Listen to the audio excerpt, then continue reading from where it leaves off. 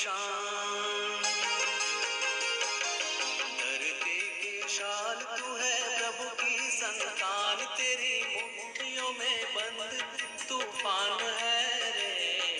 मनुष्य तो बड़ा महान है, भूल मत मनुष्य तू बड़ा महान है,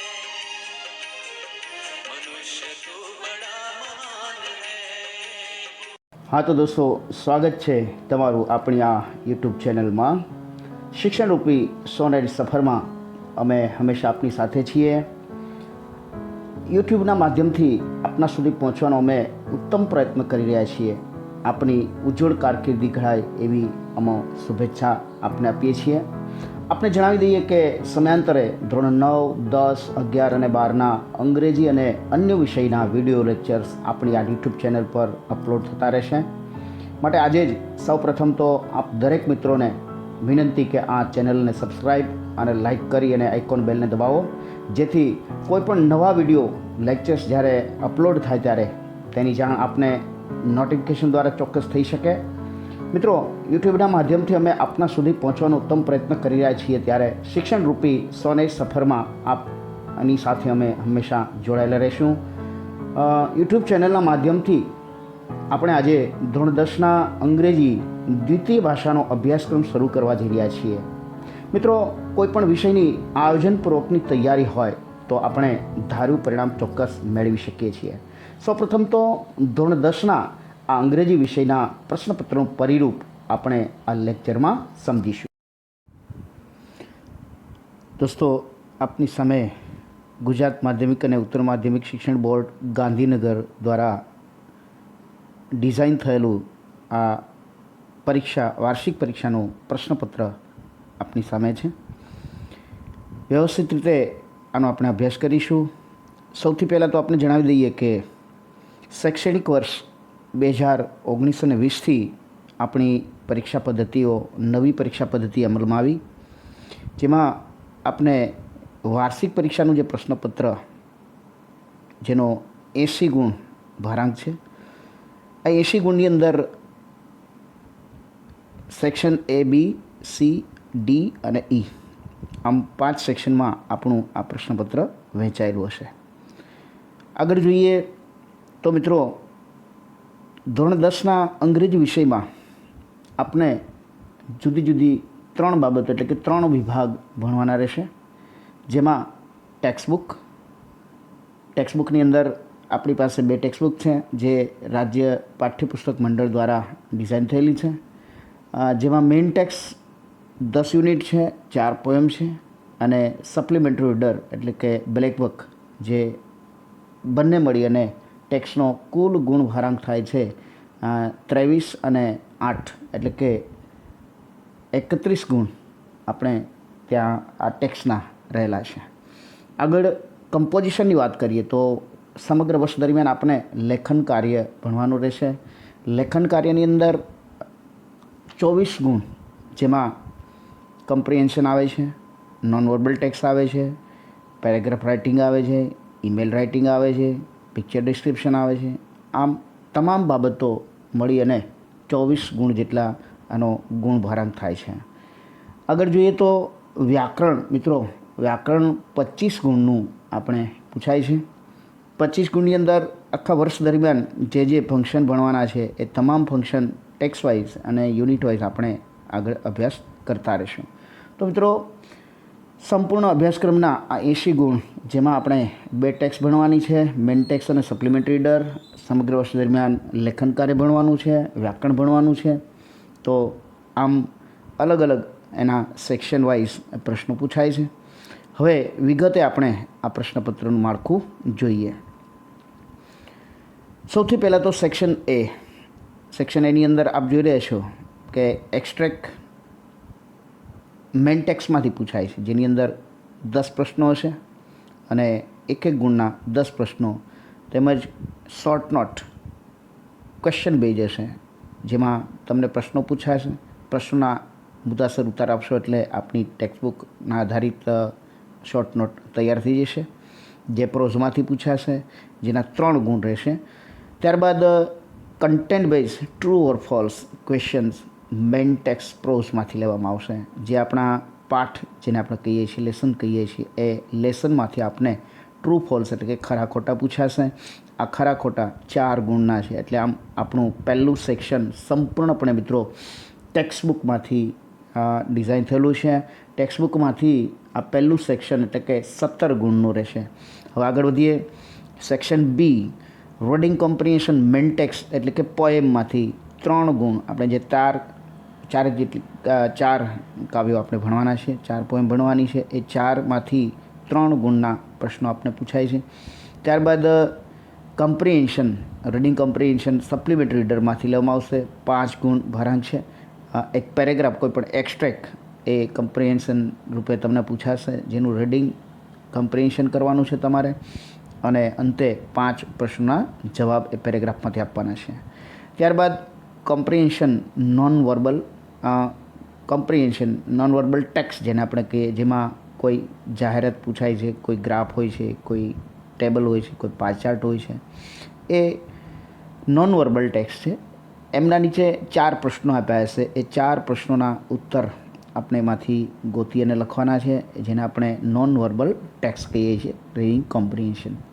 ત્યારબાદ રીડિંગ કોમ્પ્રિહેન્શનનો એક બીજો પ્રશ્ન 4 ગુણ માટે છે, જે અનસીન ડાયલોગ છે, મતલબ પાઠ્યપુસ્તકની બહારનો. એ સિવાય એના અંદર ઇન્ટરવ્યૂ પણ હોઈ શકે, ડાયલોગ બેઝ ઇન્ટરવ્યૂ હોઈ શકે. તો એ ઇન્ટરવ્યૂ કે અનસીન ડાયલોગને આપણે વાંચી અને એના આધારે 4 ગુણના જવાબ આપવાના છે. તો આમ સંપૂર્ણપણે બી સેક્શનનો વેટેજ રહેશે 16 ગુણ, જેમાં મેઇન ટેક્સ આવશે, સપ્લિમેન્ટરી રીડર આવશે અને નોન વર્બલ ટેક્સ આવશે. Let's move towards C section. તો સી સેક્શનની અંદર આમ જોઈએ તો સંપૂર્ણપણે ગ્રામર નથી, પણ ગ્રામર અને વોકેબ્યુલરી બંનેનું ગુણ ભારાંક સંપૂર્ણપણે જોઈએ તો 15 ગુણ ભારાંક સેક્શન સીનો રહે છે, જેની અંદર complete the dialogue, respond to the clue. Dialogue સંપૂર્ણપણે તમારે વાંચી અને ફંક્શન બેઝ છે, મતલબ તમે આખા વર્ષ દરમિયાન જે ફંક્શન ભણશો. અને બીજું જણાવી દઈએ કે એ તમને ઓબ્જેક્ટિવ ટાઈપ ઓફ ક્વેશ્ચન્સ છે, જેમાં તમને વિકલ્પ આપ્યા હશે અને આ વિકલ્પના આધારે તમારે જવાબ આપવાનો છે. સાચો વિકલ્પ ગોતી અને જવાબ આપવાનો. રિસ્પોન્ડ ટુ સેન્ટેન્સ 3 ગુણનો છે. Identify the function, match the columns. ફંક્શનને તમારે ઓળખવાના છે અને કોલમ્સને મેચ કરવાની છે. 3 ગુણ છે. કમ્પ્લીટ ધ સેન્ટેન્સ એ પણ ફંક્શન બેઝ છે, એટલે આમ જો તો ફંક્શનના આપણે લગભગ 9 ગુણ રહેશે. કમ્પ્લીટ ધ સેન્ટેન્સમાં પણ ફંક્શન પૂછાય છે. આઈડેન્ટિફાઈ ફંક્શન અને કમ્પ્લીટ ધ ડાયલોગ એમાં પણ ફંક્શનના આધારે તમારે રિસ્પોન્ડ ટુ સેન્ટેન્સ મતલબ જવાબ આપવાનો છે. કમ્પ્લીટ ધ સેન્ટેન્સમાં ફંક્શન બેઝ 3 જુદા જુદા પ્રશ્નો આપણે પૂછાશે. દરેક પ્રશ્ન અધૂરો હશે, મતલબ incompleted sentence will be given. You have to complete that sentence according to function. જે ફંક્શન એમાં આવતું હોય એ ફંક્શનને ઓળખી અને આપણે એમને પૂર્ણ કરવાનું છે. ત્યારબાદ 6 ગુણ એટલે કે અલગ અલગ 3 માર્કના 6 પ્રશ્ન, એક ગુણના 6 પ્રશ્નો એટલે કે 3 2 ક્લસ્ટર છે. એમાં વોકેબ્યુલરીના પ્રશ્નો વેટેજ છે કે વોકેબ્યુલરીના 3 પ્રશ્નો કમ્પ્લીટ ધ પેરેગ્રાફ, બ્લેન્ક્સ પૂછાશે. આપણે મેઇન ટેક્સ્ટમાંથી બેઠી બ્લેન્ક તમને કદાચ પૂછાઈ જાય તો એમાં અલગ અલગ 3 ખાલી જગ્યાઓ હશે અને એ ખાલી જગ્યાઓની અંદર તમારે યોગ્ય શબ્દ મૂકવાનો હશે. મેઇન ટેક્સ્ટના આધારે એ કમ્પ્લીટ ધ પેરેગ્રાફ તમને પૂછાશે. ત્યારબાદ વોકેબ્યુલરી જે સપ્લિમેન્ટરી રીડિંગમાંથી આવશે, ફાઇન્ડ ધ નિયરેસ્ટ મિનિંગ, મતલબ સિનોનિમ્સ. હા તો દોસ્તો, આ સેક્શન સી સંપૂર્ણપણે ગ્રામર અને વોકેબ્યુલરી બેઝ કુલ મળી અને 15 ગુણ ભારાંક ધરાવે છે. Now let's move towards section D. સેક્શન ડીમાં મિત્રો સંપૂર્ણપણે ગ્રામર આધારિત સેક્શન ડિઝાઇન થયેલું છે. સેક્શન ડીમાં અલગ અલગ વ્યાકરણના જે પ્રશ્નો રહેશે. સૌથી પહેલાં તો ઇનડાયરેક્ટ સ્પીચની વાત કરીએ તો 3 ગુણ માટે ઇનડાયરેક્ટ સ્પીચ પૂછાય છે, મતલબ રેન્ડરિંગ ઇન્ટુ ઇનડાયરેક્ટ સ્પીચ, જેનાથી આપ પરિચિત છો. ત્યારબાદ કન્જક્શન્સનો ઉપયોગ ધરાવતા જુદા જુદા 3 પ્રશ્નો આપણને પૂછાશે. 3 isolated questions, 3 isolated sentences with 3 options each. 3 જુદા જુદા ઓપ્શન આપ્યા હશે અને એ 3 ઓપ્શનમાંથી એક સાચો કન્જક્શન પસંદ કરી અને તમારે સૂચવવાનો છે. આમ સંયોજક મિત્રો, વર્ષ દરમિયાન આપ ઘણા બધા સંયોજક ભણવાના છો. કમ્પાઉન્ડ સેન્ટેન્સ બનાવતા અને કોમ્પ્લેક્સ સેન્ટેન્સ બનાવતા વિવિધ પ્રકારના સંયોજકનો ઉપયોગ આમાં આપને પૂછાશે. ત્યારબાદ એડિટિંગની વાત કરીએ તો એક પેરેગ્રાફ 3 ભૂલો ભરેલો એક પેરેગ્રાફ તમને પૂછાશે. પેરેગ્રાફની અંદર અલગ અલગ 3 શબ્દો હશે કે જે ભૂલ ભરેલા હશે, જે ક્ષતિવાળા હશે, જેની નીચે અંડરલાઇન કરેલી હશે. આ અંડરલાઇન કરેલા શબ્દો તમારે સુધારી અને ફરી પાછા એ સાચા શબ્દો એટલે કે ભૂલ રહિત શબ્દો એ ત્યાં મૂકી અને અંડરલાઇન કરી અને પેરેગ્રાફ પાછો લખવાનો રહેશે. એના 3 ગુણ છે, પ્રત્યેક સાચા ઉત્તરનો 1 ગુણ. Now let's move towards do as directed, મતલબ મિત્રો ચેન્જિંગ ઓફ ધ ટેક્સ જેને આપણે કહીએ છીએ. આનાથી પ્રશ્નથી પણ બહુ પરિચિત છો. ધોરણ 9ની અંદર પણ આપણે આ પ્રશ્ન પૂછાતો હતો. ધોરણ 9માં પણ ચેન્જિંગ ઓફ ટેક્સ આપણે ભણી આવીએ છીએ. આ પ્રશ્નની અંદર અલગ અલગ 2 ગુણના 2 પ્રશ્નો આપને પૂછાશે. 2 નાના નાના પેરેગ્રાફ્સ હશે કે જેમાં તમારે કાં તો ચેન્જિંગ ઓફ ટેક્સમાં વિવિધ પ્રકારની બાબતોમાં ફેરફાર કરી લખવાનો છે, જેમ કે gender, number, tense, voice. Gender મતલબ જાતિ બદલીને લખવાનું હોય, નંબર મતલબ વચન બદલીને લખવાનું હોય, ટેન્સ મતલબ કાળ બદલીને લખવાનું હોય અથવા તો વોઇસ બદલીને લખવાનો હોય છે. ત્યારબાદ select the question, MCQ base. આપણે જણાવી દઈએ આ પ્રશ્ન વૈકલ્પિક પ્રશ્ન છે મિત્રો. 3 ગુણના અલગ અલગ 1 ગુણના 3 પ્રશ્નો, એટલે 3 ગુણ માટે આ પ્રશ્નો 3 પ્રશ્નો પૂછાશે. એક વિધાન આપેલું હશે, વિધાનની નીચે કોઈ એક શબ્દમાં અંડરલાઇન કરેલી હશે. અંડરલાઇન કરેલો શબ્દ જવાબ રૂપે મળે એવો પ્રશ્ન આપણે વિકલ્પમાંથી ગોતીને લખવાનો છે. વર્ષ દરમિયાન ઇન્ટ્રોગેટિવ પ્રોનાઉન્સ આપ જે ભણવાના છો, W શબ્દો ભણવાના છો, એ W શબ્દો તમામ આપણને આ પ્રશ્નની અંદર ઉપયોગી થશે. તો મિત્રો આ સેક્શન ડી છે એ આપણે જોયું સંપૂર્ણપણે 16 ગુણ ધરાવતું આ સેક્શન ગ્રામર આધારિત એટલે કે વ્યાકરણ આધારિત છે. Let's move towards section E. Section E મિત્રો ટોટલ ગુણભારાંક ધરાવે છે 16, જે માત્ર ને માત્ર લેખન કાર્ય એટલે કે કમ્પોઝિશન બેઝ છે. સૌથી પહેલો પ્રશ્ન એમાં મેજર ક્વેશ્ચન રહેશે, જે વધુમાં વધુ ગુણ ધરાવતો પ્રશ્ન આપણા પ્રશ્નપત્રમાં છે, 6 ગુણ. પેરેગ્રાફ રાઇટિંગ એટલે કે જેને તમે એસે કહો છો. કોઈ ઇન્સિડન્ટ બેઝ હશે, કોઈ વ્યક્તિ આધારિત હશે, કોઈ સેલિબ્રેશન આધારિત હશે, કોઈ વિઝિટ આધારિત હશે, કે કોઈ લેટેસ્ટ કોઈ નવા મુદ્દા પર આધારિત આ પેરેગ્રાફ આપને પૂછાશે. 120 શબ્દોમાં આપણે આ પેરેગ્રાફ લખવાનો છે, જેનો ગુણભારાંક 6 રહેશે. મિત્રો આપણે જણાવી દઈએ કે કમ્પોઝિશન લેખન કાર્ય 2 પ્રકારનું હોય છે. એક તો ફ્રી રાઇટિંગ અને કંટ્રોલ રાઇટિંગ. ફ્રી રાઇટિંગ મતલબ મુક્ત રાઇટિંગ.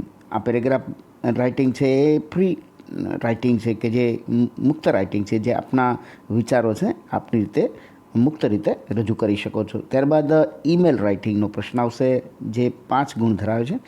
ઈમેલ નાથવામાં રિપોર્ટ રાઇટિંગ પૂછાય છે. 2માંથી 1 આપને લખવાનું રહેશે.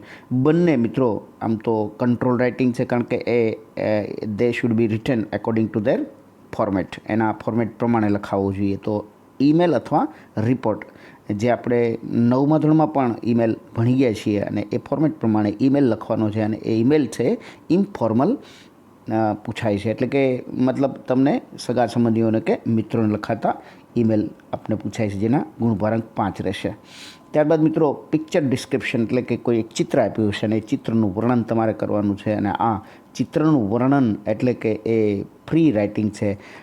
ચિત્રમાં આપને જે કંઈ બાબતો જોવા મળે એનું લાઈવ તમારે ડિસ્ક્રિપ્શન આપવાનું છે, એનું વર્ણન કરવાનું છે.